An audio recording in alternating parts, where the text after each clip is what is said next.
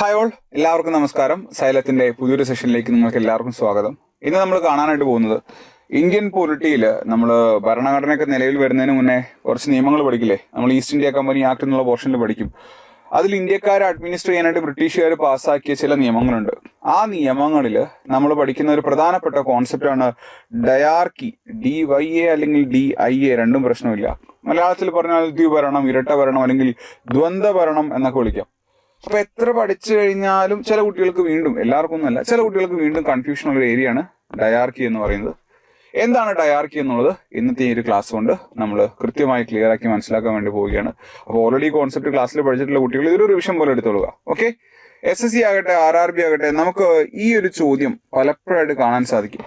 എന്താണ് ഡയാർക്കി എന്ന് പറയുന്ന കോൺസെപ്റ്റ്? ഈ ഒരു ഇരട്ട ഭരണ രീതിയിൽ, ദ്വന്ദ്വ ഭരണ രീതി പ്രവിശ്യകളിൽ, ഇന്നത്തെ സ്റ്റേറ്റ്സിന് തുല്യമായിട്ടുള്ള പ്രൊവിൻസസിൽ ഇൻട്രൊഡ്യൂസ് ചെയ്തത് ഏത് നിയമമാണ് എന്നാണ്. അപ്പൊ നമുക്കറിയാം, കച്ചവടത്തിനായിട്ട് ഇന്ത്യയിലേക്ക് വന്ന ബ്രിട്ടീഷ് ഈസ്റ്റ് ഇന്ത്യ കമ്പനി പിൽക്കാലത്ത് പ്ലാസി ബക്സർ യുദ്ധങ്ങൾക്ക് ശേഷം ഇന്ത്യൻ ഭരണത്തിന്റെ ഭാഗമാവുന്നുണ്ട്. അവരെ റെഗുലേറ്റ് ചെയ്യാനായിട്ട് 773 പാസ്സാക്കിയ റെഗുലേറ്റിംഗ് ആക്ട് മുതൽ മുന്നോട്ട് പോയി ഒടുവിൽ ഇന്ത്യക്ക് സ്വാതന്ത്ര്യം നൽകിയ 947 വരെയുള്ള ആക്ടുകൾ. ഇത് പഠിച്ചിട്ടാണ് നമ്മൾ ഇന്ത്യൻ പൊളിറ്റിയിൽ, നമ്മുടെ ക്ലാസ്സുകളിൽ നമ്മൾ എന്ത് പഠിക്കുന്നത്? നമ്മൾ ഒരു ഭരണഘടനയുടെ ബേസിക് കാര്യങ്ങൾ പഠിക്കുന്നത്. ഓക്കെ, അപ്പൊ ഈ ബേസിക് കാര്യങ്ങൾ പഠിപ്പിക്കാനായിട്ടാണ്, ഫൗണ്ടേഷൻ സെറ്റാക്കാനായിട്ടാണ് നമ്മൾ SSCയുടെ ഫൗണ്ടേഷൻ ബാച്ച് ആരംഭിച്ചിട്ടുള്ളത്. സൈലത്തിന്റെ ആപ്ലിക്കേഷനിൽ പോവുക, SSCയുടെ ഫൗണ്ടേഷൻ ബാച്ച് സെർച്ച് ചെയ്യുക. നിങ്ങൾ ബേസ് സെറ്റാക്കി പഠിക്കാൻ ആഗ്രഹിക്കുന്ന ഒരു കുട്ടിയാണെങ്കിൽ ആ ഫൗണ്ടേഷൻ ബാച്ച് നിങ്ങളെ ഹെൽപ്പ് ചെയ്യും. ഓക്കെ, അപ്പൊ ഈ ചോദ്യത്തിന്റെ ഉത്തരം എന്താ? 892, 919, 909, 935. ഈ ചോദ്യത്തിന്റെ ഉത്തരം നിങ്ങൾക്ക് അറിയാവുന്നവര് കമന്റ് ചെയ്യുക. എന്താണ് ഉത്തരം എന്നുള്ളത് ഞാൻ നിങ്ങളെ പഠിപ്പിച്ചു തരാം. ഓക്കെ, ഇത്രയും നിയമങ്ങളിൽ നമ്മൾ ഇപ്പൊ പഠിക്കാൻ വേണ്ടി പോകുന്ന നിയമമാണ് മൊണ്ടാഗു ചെംസ്ഫോർഡ് റീഫോംസ്. ആരാണ് മൊണ്ടാഗു, ആരാണ് ചെംസ്ഫോർഡ്? നമുക്കറിയാം, വർഷം 1857 ഒന്നാം സ്വാതന്ത്ര്യ സമരം, ഫസ്റ്റ് വാർ ഓഫ് ഇൻഡിപെൻഡൻസ്, അല്ലെങ്കിൽ ബ്രിട്ടീഷുകാർ വിളിച്ച ശിപായി ലഹള, സെപ്പോയ് മ്യൂട്ടനി നടക്കുകയാണ്. അതിനുശേഷം ഈസ്റ്റ് ഇന്ത്യ കമ്പനി ഇന്ത്യയിൽ നിന്നും പറഞ്ഞു വിട്ടിട്ട് 1858 ബ്രിട്ടീഷ് പാർലമെന്റ് ഒരു നിയമം പാസ്സാക്കുന്നു, ഗവൺമെന്റ് ഓഫ് ഇന്ത്യ ആക്ട്. ഇനി മുതൽ ഞങ്ങൾ ഇന്ത്യയെ നല്ല വൃത്തിക്ക് ഭരിക്കും എന്നവർ പറയുന്നു. ആ ആക്ടിന് കീഴിൽ അതുവരെ ഗവർണർ ജനറൽ എന്നറിയപ്പെട്ടിരുന്ന വ്യക്തി വൈസ്രോയ് എന്നറിയപ്പെടാനായിട്ട് തുടങ്ങുന്നു. എപ്പോൾ മുതലാണ്? 1858 മുതലാണ്. പുതിയൊരു സ്ഥാനം അവർ ക്രിയേറ്റ് ചെയ്യുകയാണ്, ഇന്ത്യൻ സെക്രട്ടറി അല്ലെങ്കിൽ സെക്രട്ടറി ഓഫ് സ്റ്റേറ്റ്. അപ്പോ ഇന്ത്യക്ക് അകത്തുള്ള കാര്യങ്ങൾ നോക്കാനായിട്ട് സുപ്രീം ചാർജായിട്ട് വൈസ്രോയിനെ ഏൽപ്പിക്കുന്നു. ബ്രിട്ടീഷ് ക്യാബിനറ്റിലെ ഒരു അംഗം, അപ്പൊ ചെറിയ പോസ്റ്റ് അല്ല കേട്ടോ, ബ്രിട്ടീഷ് ക്യാബിനറ്റിലെ ഒരു അംഗത്തിന് സെക്രട്ടറി ഓഫ് സ്റ്റേറ്റ് എന്നുള്ള സ്ഥാനം കൊടുക്കുന്നു. ആളിരിക്കുന്നത് ലണ്ടനിലായിരിക്കും. അപ്പൊ മനസ്സിലാക്കുക, വൈസ്രോയിനേക്കാൾ പവർഫുൾ ആണ് സെക്രട്ടറി ഓഫ് സ്റ്റേറ്റ്. ആ 858 മുതൽ 947 സ്വാതന്ത്ര്യം കിട്ടുന്നവരെ ഈ രണ്ടുപേര് ഇന്ത്യൻ ഭരണത്തിൽ ഇടപെട്ടിട്ടുണ്ട്. അപ്പോ ചോദിക്കുന്ന ചോദ്യത്തിന് ഉത്തരം കമന്റ് ആയിട്ട് വരിക. ആരായിരുന്നു ഇന്ത്യയുടെ ആദ്യത്തെ വൈസ്രോയ്? ആരായിരുന്നു ഇന്ത്യയുടെ ആദ്യത്തെ സെക്രട്ടറി ഓഫ് സ്റ്റേറ്റ്? വർഷം മുന്നോട്ട് പോകുന്നു. 1918 കാലഘട്ടത്തിൽ ഇന്ത്യയുടെ വൈസ്രോയി ആയിരുന്നു ലോർഡ് ചെംസ്ഫോർഡ്. ഇന്ത്യയുടെ സെക്രട്ടറി ഓഫ് സ്റ്റേറ്റ് ആയിരുന്നു എഡ്വിൻ മൊണ്ടാഗു. അപ്പോൾ ഇന്ത്യയിൽ മുന്നോട്ടുള്ള ഭരണം എങ്ങനെയായിരിക്കണം എന്നുള്ള അഭിപ്രായം എന്ന് പറയുന്നത് അന്നത്തെ വൈസ്രോയും അന്നത്തെ സെക്രട്ടറി ഓഫ് സ്റ്റേറ്റുമാണ്. അങ്ങനെ അവർ മുന്നോട്ട് വെച്ച ആ അഭിപ്രായമാണ് മൊണ്ടാഗു ചെംസ്ഫോർഡ് റീഫോംസ് എന്നുള്ള പേരിൽ അറിയപ്പെടുന്നത്. മൊണ്ടാഗുവിന്റെ മോണ്ടും ചെംസ്ഫോർഡിന്റെ ഫോർഡും എടുത്തുകൊണ്ട് അത് മോണ്ട്ഫോർഡ് റീഫോംസ്, മോണ്ട്ഫോർഡ് പരിഷ്കാരങ്ങളെന്നും അറിയപ്പെടുന്നുണ്ട്. അപ്പൊ ഇവരാരൊക്കെയാണ്? ചെംസ്ഫോർഡും മൊണ്ടാഗു. കേട്ടോ, മോണ്ട്ഫോർഡ് റീഫോംസ്. റെഡി? ഈ മോണ്ട്ഫോർഡ് റീഫോംസ് അല്ലെങ്കിൽ അവർ മുന്നോട്ട് വെച്ച അവരുടേതായിട്ടുള്ള എന്തൊക്കെ മാറ്റങ്ങൾ വേണമെന്നുള്ള അവരുടെ സജഷനാണ് കുറച്ചു കഴിഞ്ഞ് 919 ഗവൺമെന്റ് ഓഫ് ഇന്ത്യ ആക്ട് ആയിട്ട് വരുന്നത്. ഈ ഗവൺമെന്റ് ഓഫ് ഇന്ത്യ ആക്ടിൽ ഒരുപാട് പ്രൊവിഷൻസ് ഉണ്ട്. അതിൽ ഏറ്റവും പ്രധാനപ്പെട്ട ഒരു പ്രൊവിഷൻ ആയിരുന്നു പ്രവിശ്യാ തലത്തിൽ ഡയാർക്കി ഇൻട്രൊഡ്യൂസ് ചെയ്യുക എന്നുള്ളത്. അപ്പൊ നമ്മുടെ ഉത്തരം ഓപ്ഷൻ ബി ആണ്. ഇനി നമുക്ക് മനസ്സിലാക്കാം എന്തായിരുന്നു ഈ ഡയാർക്കി. സോ 919 നിയമത്തിന്റെ ഒരു സാലിയൻ ഫീച്ചർ നമ്മൾ പറയുന്നതിന് മുൻപ് നമുക്ക് എന്തറിയണം? ഇന്ത്യൻ ഭരണഘടനയുടെ 7th ഷെഡ്യൂൾ അറിയണം. 7ാമത്തെ പട്ടിക. നമ്മൾ ക്ലാസ്സിൽ കോഡ് ഉപയോഗിച്ച് പഠിക്കുന്നുണ്ട് ഇല്ലേ? 7 ഹെവൻ, സ്വർഗത്തിലിരുന്ന് വിഷയങ്ങളെ ഡിവൈഡ് ചെയ്യുന്നു. എങ്ങനെ ഡിവൈഡ് ചെയ്യുന്നു? കേന്ദ്രത്തിന് വേണ്ടിയിട്ടുള്ളത് യൂണിയൻ ലിസ്റ്റ് എന്നറിയപ്പെടുന്നു, സ്റ്റേറ്റിന് വേണ്ടിയിട്ടുള്ളത് സ്റ്റേറ്റ് ലിസ്റ്റ് എന്നറിയപ്പെടുന്നു. രണ്ടുപേർക്കും കൂടെ ഒരുമിച്ച് നിയമം പാസ്സാക്കാൻ സാധിക്കുന്നത് കൺകറന്റ് ലിസ്റ്റ് എന്നറിയപ്പെടുന്നു. അപ്പൊ ഇതിന് സിമിലർ ആയിട്ടുള്ള ഒരു സാധനം നമുക്ക് 919 കാണാൻ സാധിക്കും. സെയിം അല്ല, ഓൾമോസ്റ്റ് സെയിം ആയിട്ടുള്ള സാധനം കാണണമെങ്കിൽ കുറച്ചുകൂടെ മുന്നോട്ട് പോകണം. 935 ആക്ടിലേക്ക് എത്തണം. 919 ഇവര് ചില വിഷയങ്ങളെ കേന്ദ്ര ഗവൺമെന്റിന് കൊടുക്കുന്നു, ചില വിഷയങ്ങളെ സ്റ്റേറ്റ് ഗവൺമെന്റ്, അന്നത്തെ പ്രൊവിൻഷ്യൽ ഗവൺമെന്റിന് കൊടുക്കുന്നു. അപ്പൊ മനസ്സിലാക്കുക, 919 എന്തില്ലായിരുന്നു? ഈ കൺകറന്റ് ലിസ്റ്റ് എന്ന് പറയുന്ന സാധനം ഇല്ലായിരുന്നു കേട്ടോ. ഈ കൺകറന്റ് ലിസ്റ്റ് രണ്ടുപേർക്കും കൂടെ നിയമം നിർമ്മിക്കാവുന്ന സാധനം ഉണ്ടായില്ല. അത് വരുന്നത് 935 അതാ ഞാൻ പറഞ്ഞത്. എക്സാക്ട്ലി സെയിം അല്ല, സിമിലർ എന്ന് പറയാം. താരതമ്യേന നല്ല പ്രാധാന്യമുള്ള വിഷയങ്ങൾ, ഓക്കെ, നാഷണലി ഇമ്പോർട്ടൻ്റ് ആയിട്ടല്ല, അങ്ങനത്തെ പ്രാധാന്യമുള്ള വിഷയങ്ങൾ കേന്ദ്രത്തിന്റെ ലിസ്റ്റിലേക്ക് വെക്കുകയാണ്. ഇന്നത്തെ 7th ഷെഡ്യൂളിൽ നിങ്ങൾ നോക്കുമ്പോഴും നാഷണലി പ്രാധാന്യമുള്ള വിഷയങ്ങൾ യൂണിയൻ ലിസ്റ്റിലാണ് വരുന്നത്. അതുപോലെ ഒന്നിലധികം പ്രവിശ്യകളുമായിട്ട് ബന്ധപ്പെട്ട കാര്യം പ്രൊവിൻഷ്യൽ ലിസ്റ്റിൽ ആഡ് ചെയ്യാൻ പറ്റില്ല. അപ്പൊ അങ്ങനെയുള്ള കാര്യങ്ങൾ അവര് കേന്ദ്രത്തിന് കൊടുക്കുന്നു. കേന്ദ്രത്തിന് കൊടുത്ത വിഷയങ്ങൾ എന്തൊക്കെയാണ്? ഉദാഹരണം പറഞ്ഞാൽ ഫോറിൻ അഫയേഴ്സ്. ഇന്നും ഫോറിൻ അഫയേഴ്സ് അങ്ങനെയാണ്. ഡിഫൻസ്, ഇന്നും ഡിഫൻസ് അങ്ങനെയാണ് വരുന്നത്, കേന്ദ്രത്തിന്റെ യൂണിയൻ ലിസ്റ്റിലാണ് വരുന്നത്. International affairs, political relations, communication, civil, criminal laws, okay, ഇതെല്ലാം കേന്ദ്രത്തിന് കൊടുക്കുന്നു. കുറച്ച് വിഷയങ്ങളെ സ്റ്റേറ്റിന് കൊടുക്കുന്നു. അപ്പൊ സ്റ്റേറ്റിന് കീഴിൽ വന്നാൽ അവർക്ക് വൃത്തിക്ക് ചെയ്യാൻ പറ്റും എന്ന് പറയുന്ന ചില വിഷയങ്ങളെ സ്റ്റേറ്റിന് കൊടുക്കുന്നു. പൊതുജനാരോഗ്യം, പബ്ലിക് ഹെൽത്ത്, പഞ്ചായത്ത്, മുനിസിപ്പാലിറ്റി തുടങ്ങിയ കാര്യങ്ങൾ ഉൾപ്പെടുന്ന അന്നത്തെ ലോക്കൽ സെൽഫ് ഗവൺമെന്റ് സ്റ്റേറ്റിന് കൊടുക്കുന്നു. വിദ്യാഭ്യാസം ഉറപ്പുവരുത്തണം, ലാൻഡ് റവന്യൂ കളക്ട് ചെയ്യാം, വാട്ടർ സപ്ലൈ. ലാൻഡ് റവന്യൂമായിട്ട് ബന്ധപ്പെട്ട സാധനം വാട്ടർ സപ്ലൈ അല്ലെങ്കിൽ ഇറിഗേഷൻ എന്ന് പറയുന്നത്. പ്രോപ്പർ ഇറിഗേഷൻ കാര്യങ്ങളൊക്കെ ഉണ്ടെങ്കിൽ അവിടെ നിന്ന് വരുമാനം കിട്ടുള്ളൂ. ഫെമൈൻ മാനേജ്മെന്റ് അല്ലെങ്കിൽ ഫെമൈൻ റിലീഫ്, ക്ഷാമം എന്ന് പറയുന്ന അന്നത്തെ കാലത്ത് വളരെ കോമൺ ആയിരുന്നു. അപ്പോൾ അത് എഫക്റ്റീവ്ലി മാനേജ് ചെയ്യുക. ലോ ആൻഡ് ഓർഡർ, സമാധാനം ഉറപ്പുവരുത്തുക. ഇന്നും പോലീസ് എന്ന് പറയുന്നത് സ്റ്റേറ്റ് ലിസ്റ്റിലാണ്. അഗ്രികൾച്ചർ, കൃഷി. അപ്പോ ഈ ഡിവിഷൻ അല്ല ഡയാർക്കി. അതാണ് പല കുട്ടികളും തെറ്റായി മനസ്സിലാക്കിയിട്ടുള്ളത്. ഇതല്ല ഡയാർക്കി, ഇത് ഒരു പ്രോപ്പർ ഡിവിഷൻ മാത്രമാണ്. കേന്ദ്രത്തിനും സംസ്ഥാനത്തിനും, അന്നത്തെ സമയത്ത് കേന്ദ്രത്തിനും പ്രവിശ്യകൾക്കും. നമ്മളോട് ചോദ്യം എടുത്തു ചോദിച്ചു, dyarchy was introduced in provinces under 1919 act. 919 ഈ വിഷയങ്ങളെ രണ്ടാക്കി തരം തിരിച്ചതല്ല ഡയാർക്കി എന്ന് പറയുന്നത്. 919 കേന്ദ്രമെന്നും പ്രൊവിൻസസ് എന്നും തരംതിരിച്ച വിഷയങ്ങളിൽ വീണ്ടും ഒരു തരംതിരിവ് വരുന്നുണ്ട്, പ്രൊവിൻഷ്യൽ ലെവലിൽ വരുന്നുണ്ട്. അതാണ് ഡയാർക്കി എന്ന് പറയുന്നത്. അപ്പൊ ആദ്യമേ പറയട്ടെ, ഇതല്ല ഡയാർക്കി, ഇത് ജസ്റ്റ് സബ്ജക്ട്സിന്റെ ഡിവിഷൻ മാത്രമാണ് കേട്ടോ. അപ്പൊ എന്താ പിന്നെ dyarchy? What is dyarchy? DIA അല്ലെങ്കിൽ DYA, വാട്ട് ഈസ് ഡയാർക്കി? ആദ്യമേ പറയട്ടെ, ഇന്നത്തെ സംസ്ഥാനത്തിന് ഇൻചാർജ് മുഖ്യമന്ത്രിയാണെന്ന് നമുക്കറിയാം.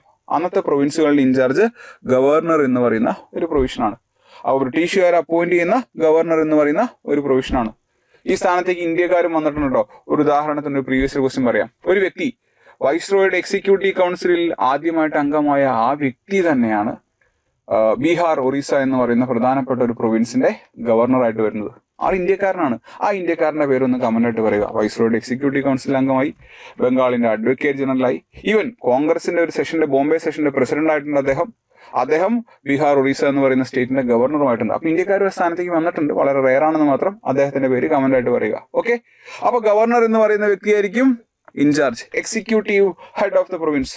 ഇന്നത്തെ മുഖ്യമന്ത്രിക്ക് തുല്യമായിട്ടുള്ള പവർഫുൾ പൊസിഷനാണ്. ഇദ്ദേഹത്തിന്റെ കീഴിൽ ഒരുപാട് മന്ത്രിമാരുണ്ടാവൂലേ? മുഖ്യമന്ത്രിക്ക് മന്ത്രിമാരുള്ള പോലെ ഇദ്ദേഹത്തിന്റെ കീഴിലും മന്ത്രിമാരുണ്ടാവും. ഈ മന്ത്രിമാരെ അദ്ദേഹം 2 ഗ്രൂപ്പാക്കി. അദ്ദേഹത്തിന്റെ കീഴിലുള്ള എക്സിക്യൂട്ടീവ്സിന് അദ്ദേഹം 2 ഗ്രൂപ്പാക്കി. എന്നിട്ട് അവർക്ക് വിഷയങ്ങൾ പകുത്തു കൊടുത്തു. അതായത് പ്രവിശ്യയിലുള്ള വിഷയങ്ങളെ 2 ഗ്രൂപ്പിന് പകുത്തു കൊടുക്കുന്നു. ഈ സാധനമാണ് പ്രൊവിൻഷ്യൽ ലെവൽ ഡയാർക്കി. ഇതാണ് 919 വന്നത്.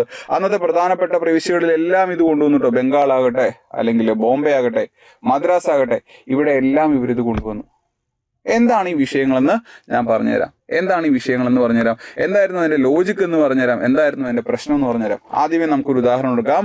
നമുക്ക് കേരളത്തിലേക്ക് വരാം. കേരളത്തിന് നമുക്കൊരു മുഖ്യമന്ത്രി ഉണ്ട്, ഇല്ലേ? ശ്രീ VD സതീശനാണ് കേരളത്തിന് മുഖ്യമന്ത്രി. അപ്പോൾ ഈ മുഖ്യമന്ത്രി പറയുകയാണ്, ഇനി മുതൽ കേരളത്തിന്റെ ഭരണം 2 ഗ്രൂപ്പുകളായിരിക്കും. 2 ഗ്രൂപ്പിന്റെയും തലവൻ ഞാൻ തന്നെയായിരിക്കും. എന്റെ മന്ത്രിമാരെ ഞാൻ 2ആയിട്ട് തരംതിരിക്കുകയാണ്. എന്റെ മിനിസ്റ്റേഴ്സിന്റെ ആദ്യത്തെ ഗ്രൂപ്പിനെ ഞാൻ മിനിസ്റ്റേഴ്സ് 1 എന്ന് വിളിക്കും. എന്റെ മിനിസ്റ്റേഴ്സിന്റെ 2ാമത്തെ ഗ്രൂപ്പിനെ ഞാൻ മിനിസ്റ്റേഴ്സ് 2 എന്ന് വിളിക്കും. ഓക്കെ, ഇതൊരു ഐഡിയൽ സിറ്റുവേഷൻ ആണ്. ഇത് മനസ്സിലാക്കാൻ വേണ്ടിയാണ്. ആദ്യത്തെ ഗ്രൂപ്പിലുള്ള ആളുകൾ ഞങ്ങളായിരിക്കും ഏറ്റവും പവർ കയ്യിൽ തരുന്ന പൊസിഷൻസിനെ കൺട്രോൾ ചെയ്യുന്നത്. ഒരു ഉദാഹരണം പറഞ്ഞു കഴിഞ്ഞാൽ, ആഭ്യന്തരം ഞങ്ങളുടെ കയ്യിലായിരിക്കും. ഏറ്റവും കൂടുതൽ റവന്യൂ, മണി വരുന്നത് ഞങ്ങളുടെ കയ്യിലായിരിക്കും. ക്ലിയർ ആണോ? ഇപ്പോൾ പൊതുമരാമത്ത് കൈയിട്ട് വരാൻ പറ്റിയൊരു വകുപ്പാണ്. എല്ലാവരും കയറ്റി വരുന്നല്ല കേട്ടോ, എന്നാലും കയറ്റി വരാൻ പറ്റിയ വകുപ്പാണ്. ഇങ്ങനെയുള്ള സാധനങ്ങൾ ഞങ്ങളുടെ കയ്യിലായിരിക്കും. അപ്പം മനസ്സിലാക്കുക, ഞാനും എൻ്റെ ആദ്യത്തെ മന്ത്രിമാരും കൂടെ ചേർന്ന് ഏറ്റവും കൂടുതൽ പവറും ഏറ്റവും കൂടുതൽ വരുമാനവും വരുന്ന വകുപ്പുകളെ കൺട്രോൾ ചെയ്യും. ശ്രദ്ധിച്ചോളൂ.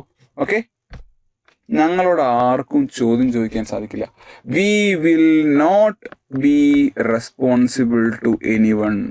V will not be responsible to anyone. അപ്പൊ ഞങ്ങളുടെ കയ്യിലായിരിക്കും ഏറ്റവും കൂടുതൽ പണവും പവറും ഉള്ളത്. പക്ഷേ ഞങ്ങളെ ചോദ്യം ചെയ്യാൻ നിയമസഭയ്ക്കോ ജനങ്ങൾക്കോ സാധ്യമല്ല. ഇന്നും കുറേയൊക്കെ രാഷ്ട്രീയക്കാർ അങ്ങനെയാണ്. എന്നാലും നിയമസഭയ്ക്കോ ജനങ്ങൾക്കോ ഞങ്ങളോടൊന്നും ചോദിക്കാൻ സാധ്യമല്ല. ഞങ്ങൾക്ക് തോന്നുന്ന രീതിയിൽ പ്രവർത്തിക്കും. രണ്ടാമത്തെ ഗ്രൂപ്പില്ലേ, ആരാ? ഞാനും രണ്ടാമത്തെ ഗ്രൂപ്പ് ഓഫ് മിനിസ്റ്റേഴ്സും ഞങ്ങളായിരിക്കും നല്ല പണിയുള്ള വകുപ്പുകളൊക്കെ ഹാൻഡിൽ ചെയ്യുന്നത്. നല്ല പണിയുള്ള വകുപ്പുകൾ എന്ന് പറയുമ്പോൾ എന്താ? ജനങ്ങളുടെ ആരോഗ്യം, ഹെൽത്ത്, എല്ലാവർക്കും വിദ്യാഭ്യാസം, എഡ്യൂക്കേഷൻ, കൃഷി ഞങ്ങൾ വളർത്തണം, അഗ്രികൾച്ചർ, ഈ സാധനമൊക്കെ ഞങ്ങളായിരിക്കും ചെയ്യുന്നത്. ഈ ഞങ്ങൾ, അതായത് ഞാനല്ല കേട്ടോ, മുഖ്യമന്ത്രി അല്ല, ബാക്കിയുള്ള മന്ത്രിമാർ, they will be responsible to the council. അവരെന്തെങ്കിലും പ്രശ്നം ഉണ്ടാക്കി കഴിഞ്ഞാൽ അവരോട് ചോദ്യങ്ങൾ ചോദിക്കാം. അവർക്കെതിരെ അവിശ്വാസ പ്രമേയം, നോ കോൺഫിഡൻസ് മോഷൻ കൊണ്ടുവരാം, അവരെ പുറത്താക്കാം. ഈ സിസ്റ്റം വർക്കാവോ ഇല്ലയോ എന്ന് ഞാൻ ചോദിക്കുമ്പോൾ ഒറ്റയടിക്ക് നിങ്ങൾ പറയും, ദിസ് വിൽ ഡെഫിനറ്റ്ലി ഫെയിൽ. ഇത് ഉറപ്പായിട്ടും ഫെയിൽ ആവും. ഈ സാധനമാണ് ഡയാർക്കി എന്ന് പറയുന്നത്. അപ്പൊ കേൾക്കുമ്പോൾ തന്നെ ഫെയിൽ ആകുമെന്ന് അറിയാവുന്ന സാധനം ബ്രിട്ടീഷുകാർ എന്തിനാ കൊണ്ടുവന്നത്? അവർക്ക് നമ്മുടെ രാജ്യം നന്നാക്കുക എന്നുള്ളതായിരുന്നില്ല ഉദ്ദേശം. അപ്പൊ നാളെ ഏതെങ്കിലും സർക്കാർ ഇത് കൊണ്ടുവരുന്ന പറയുമ്പോൾ മനസ്സിലാക്കുക, ഇത് മണ്ടത്തരമാണ്. ഇത് കേൾക്കുമ്പോൾ തന്നെ നമുക്കറിയാം. കാരണം പവറും പണി ഒരു കൂട്ടരകയില്ല. അവർക്ക് ആരോടും ഉത്തരവാദിത്വമില്ല. ഈ കൂട്ടർ നല്ല പണിയെടുക്കണം, പക്ഷെ അവരുടെ കയ്യിലേക്ക് ഈ പറയുന്ന സാധനങ്ങൾ വരുന്നില്ല. പിന്നെ അവർക്ക് ഉത്തരവാദിത്വമുണ്ട്. അതായത് ചില ഓഫീസ് സെറ്റപ്പ് പോലെയാണ്. നിങ്ങൾ പണിയെടുത്തോളൂ, എത്ര വേണമെങ്കിലും പണിയെടുത്തോളൂ, പക്ഷേ ഡിസിഷൻ മേക്കിംഗ് അതോറിറ്റി നിങ്ങൾക്ക് തരില്ല. പക്ഷെ എന്തെങ്കിലും പ്രശ്നം ഉണ്ടായി കഴിഞ്ഞാൽ നിങ്ങളുടെ തലക്കിരിക്കും. ആ സാധനം വർക്കാവില്ല. ഇത് തന്നെയാണ് ഡയാർക്കി. എന്താണ് ഡയാർക്കി? ഡയാർക്കി എന്ന് പറഞ്ഞു കഴിഞ്ഞാൽ ഡിവിഷൻ ഓഫ് സബ്ജക്ട്സ്. എവിടെ?